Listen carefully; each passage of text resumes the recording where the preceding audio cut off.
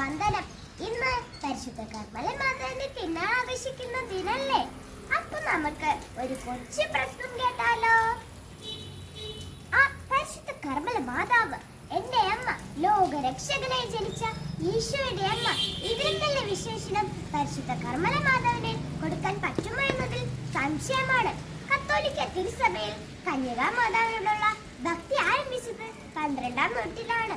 ഇസ്രായേലിലെ കാർമൽ മലയിലെ താഴ്വാരത്തിൽ ഒരു കൂട്ടം സന്യാസികൾ ചേർന്ന് സന്യാസി സഭ സ്ഥാപിച്ചു. അവരുടെ ആശ്രമത്തിന് ദൈവമാതാവിന്റെ പേരാണ് അവർ നൽകിയത്. മാതാവിനോടുള്ള അവരുടെ ഭക്തിയും കാർമൽ മലയിലെ താമസവും അവർക്ക് പരിശുദ്ധ കർമ്മല മാതാവിന്റെ സഹോദരന്മാരെന്ന പേര് ലഭിക്കാൻ ഇടയായി. കുരിശുയുദ്ധ കാലത്ത് യൂറോപ്പിൽ തഴച്ചുവളർന്ന ഈ സഭയ്ക്ക് അവിടെ എതിർപ്പ് നേടേണ്ടി വന്നു. 1351 ജൂലൈ 16-ന് അന്നത്തെ സുപ്പീരിയർ അച്ഛനായ വിശുദ്ധ സൈമൺ സ്റ്റോക്കിനെ മാതാവ് പ്രത്യക്ഷപ്പെട്ടു. ഉത്തിരീയം നൽകിക്കൊണ്ട് മാതാവ് പറഞ്ഞു, എന്റെ സാഹോദര്യത്തിന്റെ അടയാളവും രക്ഷയുടെ അച്ചാരവുമായ ഉത്തിരീയം സ്വീകരിക്കുക. ഇത് ധരിച്ചു മരിക്കുന്നവർ നശിക്കുകയില്ല. ക്രമേണ ലോകമാസകലമുള്ള എല്ലാ മാതൃഭക്തരും ഉത്തിരീയം ധരിക്കുവാൻ തുടങ്ങി.